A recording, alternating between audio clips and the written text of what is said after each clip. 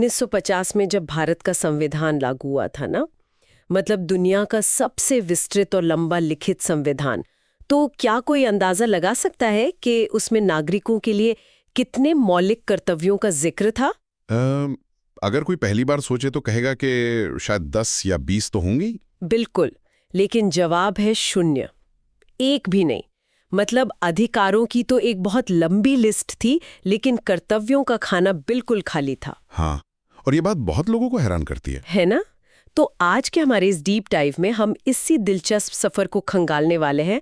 हमारे पास जो आज का रिसर्च और विजुअल डेटा है, वो सिर्फ कुछ कानूनी पन्नों की बात नहीं करता। सही कहा। वो भारत के एक तरह से नागरिक ब्लूप्रिंट की कहानी बताता है। जी, और हमारा मिशन यही समझना है कि एक नागरिक के रूप में हमारी ये जिम्मेदारियां समय के साथ विकसित कैसे हुई। मतलब अधिकारों के इतने शोर शराबे के बीच ये कर्तव्य असल में क्या भूमिका निभाते हैं। अधिकारों की मांग करना, देखो, किसी भी समाज के लिए बहुत ही स्वाभाविक है। हर नया लोकतंत्र ना अधिकारों के इर्द गिर्द ही अपनी पहली बहस शुरू करता है। हाँ, वो तो है। लेकिन एक अच्छे सुशासन और एक स्थिर राष्ट्र के निर्माण के लिए कर्तव्यों का ढांचा समझना भी उतना ही महत्वपूर्ण है। तो चलिए इसे थोड़ा और समझते हैं, क्योंकि 1950 के मूल संविधान में शून्य कर्तव्य होना, मतलब ये थोड़ा अजीब नहीं लगता? हाँ, बिल्कुल अजीब लग सकता है आज के नजरिए से। जिन संविधान निर्माताओं ने प्रशासन की हर छोटी बड़ी बात के लिए इतने लंबे लंबे अनुच्छेद लिखे, एकदम सही कह रही हैं आप। उन्होंने नागरिकों के कर्तव्यों को पूरी तरह से छोड़ कैसे दिया? मतलब क्या ये मान लिया गया था कि भारत के लोग स्वतः ही अच्छे और जिम्मेदार होंगे, या इसके पीछे कोई और रणनीति थी? इसे ना उस समय की ऐतिहासिक और मनोवैज्ञानिक पृष्ठभूमि से समझना बहुत जरूरी है। अब सोचिए 1950 का वो दौर कैसा था। देश हाल ही में आजाद हुआ था। बिल्कुल, देश सदियों की गुलामी से बाहर आया था।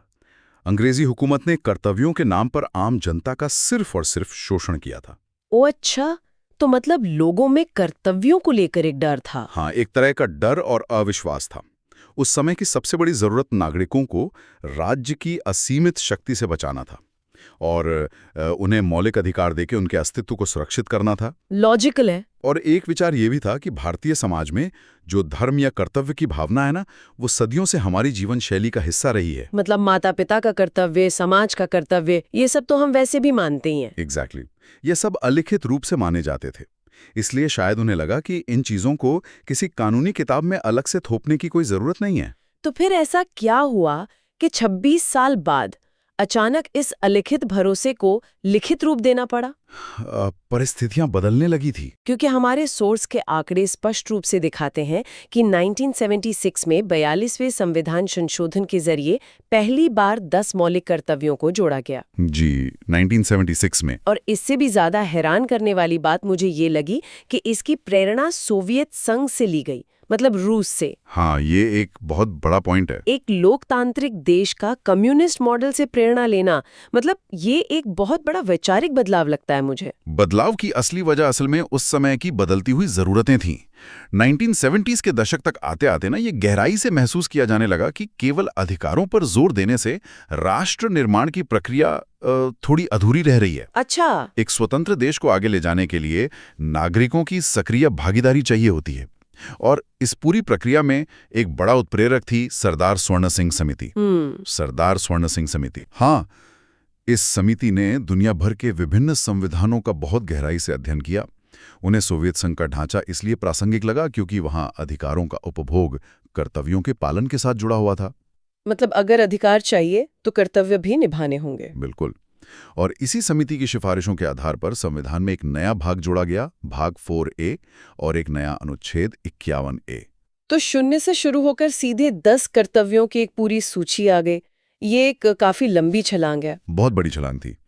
लेकिन जब भी कोई नया नियम या कानून जुड़ता है तो आमतौर पर सबसे पहला सवाल क्या होता है? सजा का। हाँ, लोग सबसे पहले यही पूछते हैं। अगर कोई नागरिक इन कर्तव्यों को नहीं मानता तो क्या पुलिस उसे गिरफ्तार कर सकती है? मतलब क्या इन कर्तव्यों के पीछे कोई कानूनी ताकत है? यही इस पूरे ढांचे का सबसे पेचीदा हिस्सा है। हमारे डेटा में एक बहुत ही दिलचस्प तुलना की गई है राज्य के नीति निर्देशक तत्वों, जिन्हें हम DPSP कहते हैं, और मौलिक कर्तव्यों के बीच। अच्छा, डीपीएसपी तो राज्य के लिए होते हैं ना? बिल्कुल। डीबीएसपी राज्य या सरकार के लिए दिशा निर्देश हैं ताकि एक कल्याणकारी व्यवस्था बन सके। और दूसरी ओर मौलिक कर्तव्य नागरिकों के लिए हैं ताकि व्यक्तिगत जिम्मेदारी तय की जा सके। ठीक है।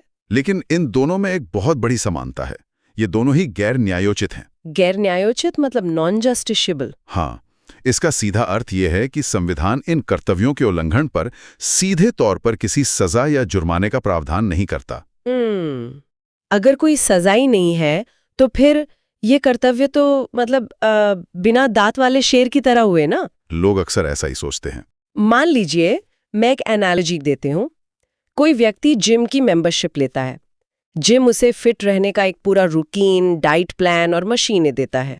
सही उदाहरण है। लेकिन अगर वो व्यक्ति घर से बाहर ही ना निकले और जिम ना जाए, तो जिम का मैनेजर उसे घर से उठा के तो लाएगा नहीं। बिल्कुल नहीं लाएगा। तो 1 अरब से ज्यादा आबादी वाले देश में क्या सिर्फ इस भरोसे बैठना कि लोग खुद ही स्व अनुशासन से काम करेंगे, थोड़ा अव्यावहारिक नहीं लगता? बिना डंडे के लोग इन्हें क्यों मानेंगे? नहीं, यहाँ जो बात सबसे दिलचस्प है ना, वो ये है कि संविधान निर्माता समाज को सिर्फ पुलिस और अदालत के खौफ से नहीं चलाना चाहते थे। खौफ से समाज नहीं चलता। बिल्कुल।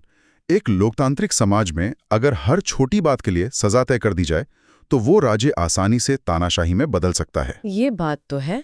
इन कर्तव्यों को एक कानूनी डंडे की तरह नहीं, बल्कि एक नैतिक कंपास की तरह डिजाइन किया गया है। कानून लोगों को बाहर से रोकता है, लेकिन कर्तव्यबोध लोगों को भीतर से प्रेरित करता है। अच्छा, तो ये अंदरूनी प्रेरणा की बात है। जी। और एक बात और, हालांकि संविधान में सीधे सजा नहीं है, लेकिन संसद ने समय समय पर कई ऐसे कानून बनाए हैं जो इन कर्तव्यों को लागू करते हैं। जैसे राष्ट्रीय गौरव अपमान निवारण अधिनियम या फिर पर्यावरण संरक्षण कानून। मतलब ढांचा तो स्व अनुशासन का ही है, लेकिन जरूरत पड़ने पर कानून का सहारा लिया जा सकता है। एग्जैक्टली। लेकिन जब बात अनुच्छेद 51A में दी गई इन कर्तव्यों की सूची को आम जीवन में उतारने की आती है, तो ये काफी लंबी और कॉम्प्लेक्स लगती है। हाँ, 11 कर्तव्यों को याद रखना आसान नहीं है। हमारे रिसर्च डेटा ने इसे समझने के लिए एक बहुत ही बेहतरीन तरीका अपनाया है। उसने इस पूरी सूची को 4 मुख्य वैचारिक स्तंभों में बांट दिया है। ये बहुत ही बढ़िया अप्रोच है। जो पहला स्तंभ है वो सीधे तौर पर संप्रभुता और राष्ट्रभक्ति से जुड़ा है। इसमें शुरुआती 4 कर्तव्य आते हैं। हाँ, जिसमें संविधान और राष्ट्रीय प्रतीकों का सम्मान शामिल है।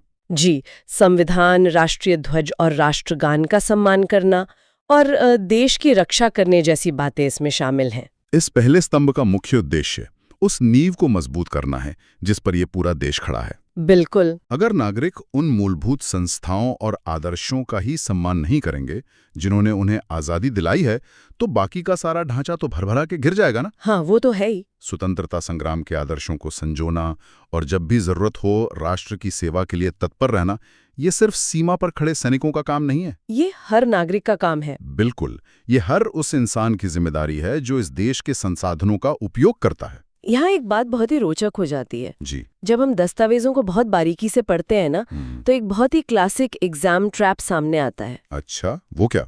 अक्सर लोगों को लगता है कि इस अनुच्छेद में सभी राष्ट्रीय प्रतीकों का सम्मान करने की बात लिखी होगी, लेकिन अनुच्छेद 51A स्पष्ट रूप से सिर्फ राष्ट्रीय ध्वज और राष्ट्रगान का उल्लेख करता है।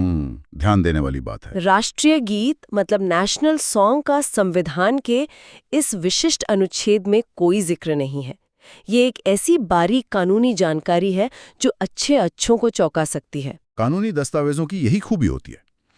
एक एक शब्द नाप तौल कर रखा जाता है, जो स्पष्ट रूप से लिखा है बस वही लागू होता है। सही बात है। अब देखिए, अगर किसी देश की भौगोलिक सीमाएं और राष्ट्रीय प्रतीक सुरक्षित हैं, तो अगली सबसे बड़ी चुनौती क्या होती है? देश के भीतर के समाज को सुरक्षित और एकजुट रखना। हाँ, अंदरूनी एकता बहुत जरूरी है। और यहीं से हमारा दूसरा वैचारिक स्तंभ जुड़ता है, संस्कृति और बंधुत्व, जिसमें 5वां और 6ठा कर्तव्य शामिल है। भारत जैसी विशाल और डाइवर्स आबादी के लिए ये स्तंभ शायद मुझे लगता है सबसे ज्यादा प्रासंगिक है। बिल्कुल है। इसमें समरसता और समान बंधुत्व, यानी एक ऐसा भाईचारा जो धर्म, भाषा या क्षेत्रीय भेदभाव से बिल्कुल परे हो, उसे बढ़ावा देने की बात है। जी। साथ ही इसमें सामाजिक संस्कृति या जिसे हम कॉम्पोजिट कल्चर कहते हैं, उसकी गौरवशाली परंपरा को बनाए रखने का निर्देश भी है। कंपोजिट कल्चर मतलब मिलीजुली संस्कृति। लेकिन मेरा सवाल यह है कि एक आम नागरिक अपनी इस भागदौड़ भरी जिंदगी में इस कंपोजिट कल्चर को कैसे संरक्षित कर सकता है? मतलब इसकी प्रैक्टिकल उपयोगिता क्या है? सामासिक संस्कृति का अर्थ एक ऐसी जीवन शैली से है जहां कई अलग अलग मान्यताएं, भाषाएं और परंपराएं सदियों से एक साथ घुल मिल गई हों। जैसे एक कैनवस पर कई रंग मिलकर एक तस्वीर बनाते हैं। बहुत सुंदर उदाहरण दिया आपने। इसे संरक्षित करने का सबसे व्यावहारिक तरीका यही है कि लोग एक दूसरे की संस्कृतियों के प्रति सहिष्णु और सम्मानजनक रवैया अपनाएं। अच्छा। जब कोई व्यक्ति किसी दूसरे धर्म, राज्य या समुदाय के त्योहार में खुशी-खुशी शामिल होता है या कम से कम उस परंपरा का मजाक उड़ाने से बचता है, तो वो अपना कर्तव्य निभा रहा है। जी, वो अनजाने में ही सही इस छठे कर्तव्य का पालन कर रहा होता है। ये सामाजिक एकीकरण का सबसे मजबूत तरीका है। लेकिन क्या पुरानी परंपराओं का ये संरक्षण हमें रूढ़िवादी नहीं बना देगा? मतलब हमारी विरासत बहुत समृद्ध है, लेकिन अगर समाज सिर्फ अपने अतीत को ही पूछता रहेगा तो वो नई दुनिया के साथ कदम कैसे मिलाएगा? ये बहुत ही लाजवाब सवाल है और इस दुविधा का बहुत ही सटीक समाधान हमें तीसरे स्तंभ में मिलता है, जो पर्यावरण और विज्ञान पर केंद्रित है। बिल्कुल। इसमें 7वां और 8वां कर्तव्य है। 7वां प्राकृतिक पर्यावरण जैसे वन, झील और वन्य जीवों की रक्षा की बात करता है। और जो 8वां कर्तव्य है वो मुझे अविश्वसनीय रूप से आधुनिक लगता है। मतलब एकदम क्रांतिकारी। हाँ, वो वैज्ञानिक सोच की बात करता है। बिल्कुल जी, वैज्ञानिक सोच, मानवतावाद और ज्ञानार्जन के विकास की बात। मतलब दुनिया के कितने ही संविधान होंगे जो अपने नागरिकों से ये कहते होंगे कि अंधविश्वास से दूर रहो, सवाल पूछो और तार्किक बनो। बहुत ही कम, शायद गिने चुने।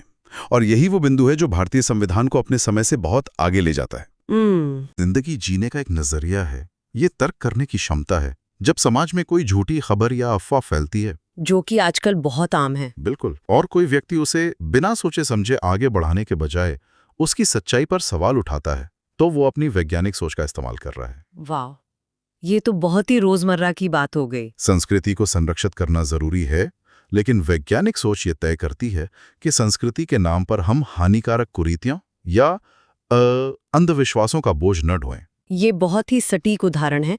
अगर व्यक्ति तार्किक होगा तभी वो समाज के प्रति अपनी असली जिम्मेदारी निभा पाएगा। एकदम सही। और यही तर्क हमें सीधे चौथे स्तंभ की ओर ले जाता है, नागरिक बोध और प्रगति, जिसमें 9वां और 10वां कर्तव्य शामिल हैं। जी, सार्वजनिक संपत्ति की रक्षा करना। हाँ, 9वां कर्तव्य सार्वजनिक संपत्ति की रक्षा करना और हिंसा से दूर रहना है। सच कहूं तो ये पढ़ते ही मन में थोड़ा निराशावादी विचार आता है। मैं समझ सकता हूँ आप ऐसा क्यों कह रही हैं। हम अक्सर देखते हैं कि जब भी सड़क पर कोई बड़ा विरोध प्रदर्शन होता है तो सबसे पहले क्या होता है? सरकारी बसें जलाई जाती हैं, रेलवे स्टेशनों में तोड़फोड़ की जाती है। दुर्भाग्य से ये सच है। क्या ये इस बात का सीधा प्रमाण नहीं है कि बिना सख्त सजा के डर के नागरिक अपनी बुनियादी जिम्मेदारी तुरंत भूल जाते हैं? ये हमारे समाज की एक बहुत ही कड़वी सच्चाई है। विरोध प्रदर्शनों में सार्वजनिक संपत्ति का नुकसान ये दिखाता है कि नागरिकों के एक बड़े वर्ग में अभी भी ये भावना नहीं आई है कि सरकारी संपत्ति असल में किसी नेता या सरकार की नहीं है। वो तो हमारी ही संपत्ति है ना, टैक्स के पैसे से बनी है। बिल्कुल। राज्य का विरोध करने के लिए राज्य की संपत्ति को जलाना बिल्कुल उसी पेड़ की डाली काटने जैसा है जिस पर कोई खुद बैठा हो। बहुत खूब कहा। और इसीलिए ये कर्तव्य सिर्फ सजा देने के बजाय लोगों की बुनियादी सोच बदलने पर जोर देते हैं। इसी सकारात्मक सोच का अगला स्तर 10वां कर्तव्य है, जो उत्कृष्टता की ओर बढ़ने की बात करता है। हाँ, व्यक्तिगत और सामूहिक प्रयास से उत्कृष्टता या एक्सेलेंस की ओर बढ़ना। उत्कृष्टता की ओर बढ़ना, इसका मतलब है कि देश का हर व्यक्ति अगर अपने अपने क्षेत्र में अपना सर्वश्रेष्ठ प्रदर्शन करे तो देश खुद ब खुद आगे बढ़ जाएगा। जी बिल्कुल। अगर एक डॉक्टर मरीजों का बेहतर इलाज करे, एक शिक्षक पूरी लगन से पढ़ाए, एक इंजीनियर मजबूत पुल बनाए और एक किसान अच्छी फसल उगाए, तो ये सब अलग अलग काम नहीं कर रहे हैं। नहीं, ये सब एक साथ मिलकर राष्ट्र निर्माण कर रहे हैं। इसे ऐसे समझा जा सकता है कि राष्ट्र कोई हवा में झूलती हुई चीज या सिर्फ जमीन का टुकड़ा नहीं है। राष्ट्र अपने नागरिकों का ही सामूहिक रूप है। अगर किसी देश के नागरिक व्यक्तिगत स्तर पर उत्कृष्ट होंगे तो उस राष्ट्र की सामूहिक प्रगति को कोई नहीं रोक सकता। ये तो एक निरंतर चलने वाली प्रक्रिया है जहां हर दिन खुद को कल से बेहतर बनाने की कोशिश करनी है। बिल्कुल सही। तो 1950 से लेकर 1976 तक का सफर और 4 स्तंभों में बटे हुए इन 10 कर्तव्यों का ये पूरा ढांचा अब मुझे पूरी तरह से स्पष्ट है। बहुत अच्छी बात है। लेकिन जैसा कि हमने शुरू में कहा था, हमारे पास कुल 11 कर्तव्य हैं। जी 11। तो ये आखिरी और 11वां कर्तव्य कब और कैसे इस सूची में शामिल हुआ? ये एक बहुत ही महत्वपूर्ण बदलाव था जो 21वीं सदी की शुरुआत में आया। हमारे स्रोत बताते हैं कि साल 2002 में 86वें संविधान संशोधन के जरिए इस 11वें कर्तव्य को जोड़ा गया। 2002 में? मतलब काफी बाद में? हाँ, और ये कर्तव्य पूरी तरह से प्रारंभिक शिक्षा से जुड़ा हुआ है। अच्छा। ये स्पष्ट करता है कि ये हर माता-पिता और अभिभावक का मौलिक कर्तव्य है कि वे अपने 6 से 14 वर्ष की आयु के बच्चों को शिक्षा के अवसर प्रदान करें। ये बहुत ही तार्किक और दूरदर्शी कदम लगता है मुझे। अगर हमें एक ऐसा समाज चाहिए जो वैज्ञानिक सोच रखता हो, जो उत्कृष्टता की ओर बढ़े और पर्यावरण की रक्षा करे, तो उस समाज की शुरुआत कहाँ से होगी? जाहिर है शिक्षा से ही होगी। ये 11वां कर्तव्य तो वर्तमान पीढ़ी मतलब माता-पिता और भविष्य की पीढ़ी मतलब बच्चों के बीच एक मजबूत पुल की तरह काम करता है। बिल्कुल सही कहा आपने।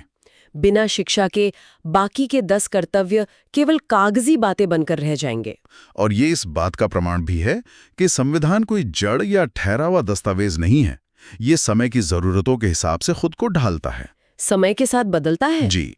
जब ये गहराई से महसूस किया गया कि देश का भविष्य बच्चों की शिक्षा पर निर्भर है, तो इसे केवल राज्य की जिम्मेदारी नहीं रहने दिया गया। दोनों की जिम्मेदारी बना दिया। हाँ, शिक्षा को एक तरफ मौलिक अधिकार बनाया गया और दूसरी तरफ अभिभावकों का मौलिक कर्तव्य भी बना दिया गया। तो अब अधिकार और कर्तव्य दोनों एक साथ मिलकर काम कर रहे हैं। एग्जैक्टली। तो इस सब का क्या मतलब है? अगर आज के इस पूरे विश्लेषण को समेटें तो एक बात बिल्कुल साफ हो जाती है। क्या मौलिक कर्तव्य केवल एक सूखी कानूनी सूची या कोई पीनल कोड नहीं है? 1950 में जिन चीजों को भारतीय समाज की समझ मानकर छोड़ दिया गया था, 1976 आते आते उन्हें स्पष्ट रूप से लिखने की जरूरत पड़ी। बिल्कुल। और आज ये कर्तव्य एक दिशा निर्देश का काम करते हैं, ये बताने के लिए कि एक मजबूत राष्ट्र बनाने के लिए सिर्फ अधिकारों की बातें काफी नहीं है, कर्तव्यों का ढांचा भी उतना ही जरूरी है। बहुत ही बेहतरीन सारांश है ये। और सबसे बड़ी बात, इनमें कोई सीधा कानूनी डंडा न होना असल में देश के लोगों की परिपक्वता और उनके स्व अनुशासन पर एक बहुत बड़ा दाव है। अब ये दाव सफल हो रहा है या नहीं, एक निरंतर चलने वाली बहस है। इस पर अलग अलग राय हो सकती है। हाँ, वो तो है। लेकिन एक परिपक्व समाज के रूप में विकसित होने के लिए ये मानक बहुत जरूरी हैं। हमने देखा कि कैसे 1976 और फिर 2002 में उस समय की मांग के अनुसार संविधान में नए कर्तव्य जोड़े गए। समय के साथ चीजें बदली। जी, और ये आज के दौर में सुनने वालों के लिए एक बहुत ही प्रासंगिक सवाल खड़ा करता है। वो क्या? अगर हम आज के युग को देखें, जो पूरी तरह से AI, सोशल मीडिया और डिजिटल दुनिया का युग है, तो क्या आज हमें एक और संशोधन की जरूरत है? ये तो सोचने वाली बात है। अगर आज हमें 12वां मौलिक कर्तव्य जोड़ना हो तो वो क्या होना चाहिए?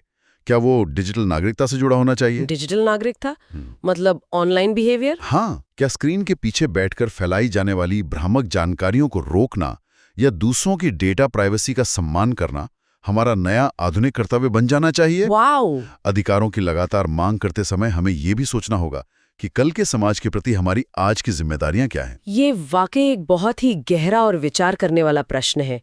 क्या हमारा अगला कर्तव्य सिर्फ हमारे भौतिक जीवन तक सीमित रहेगा या स्क्रीन के इस पार से उस पार तक फैलेगा? बिल्कुल, हमें सोचना चाहिए।